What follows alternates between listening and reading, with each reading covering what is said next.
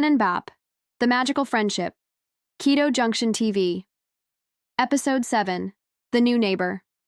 A few days after their trip to the park, Anne and Bap were playing happily in the small garden behind their house. Anne would throw a blue frisbee, and Bap would joyfully run to catch it. The little puppy had learned that playing in his own yard was safe and that he should never run off. In the middle of their game, Bap suddenly froze. His ears perked up, and his eyes focused on the wooden fence that separated their yard from the neighbors. On top of the fence, a very graceful creature was walking with elegant steps. It was a calico cat with beautiful white, orange, and black fur. Bap had never seen a cat this close before. To him, this new friend looked like a soft, moving stuffed animal with a long, swishy tail that looked very fun to play with. Woof! Woof! Bap barked loudly, full of curiosity and excitement. He thought he was inviting her to play.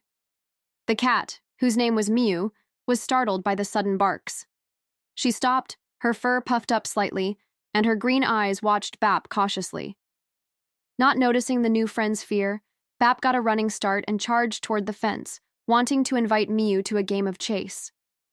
Meow! Mew let out a sharp cry, arched her back, and quick as a flash, leaped from the fence to a high tree branch, disappearing into the leaves.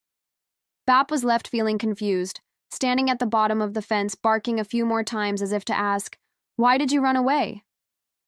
Anne had seen the whole thing happen. She ran over and gently pulled Bap down to sit. "Bap, you can't do that. You scared Mew."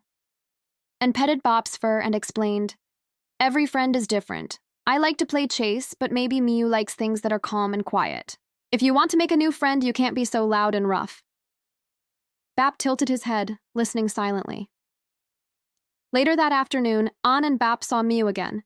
This time, she was dozing in the sun on the neighbor's porch. Remembering Anne's words, Bap didn't bark or run towards her.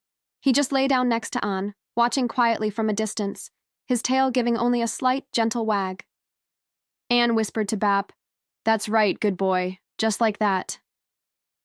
Mew seemed to notice the change. She opened her eyes and watched Bap for a long moment. Seeing that the golden dog was just lying there peacefully and didn't seem like a threat, Mew began to relax. She gave a long stretch and then settled back down comfortably. In the days that followed, Bap never chased Mew again. He learned to keep a respectful distance. Sometimes Bap would play with his ball, and Mew would watch from afar. Occasionally, Mew would bat at a falling leaf, and Bap would watch with curiosity. They hadn't become best friends, but a silent and peaceful friendship had begun to grow between the two gardens. Bap had learned a very important lesson. Friendship comes from respecting each other's differences. To make a new friend, you need patience and gentleness, not loudness and haste. Anne is sitting on the porch steps with Bap resting peacefully in her lap. On the other side of the fence, Mew is calmly washing her face, and smiles and speaks to her friends watching. My Bap has learned how to make friends so gently. But guess what, everyone? A big, loud monster has suddenly appeared inside our house, and it goes, whoosh! Bap is very, very scared of it. Can you guess what it is?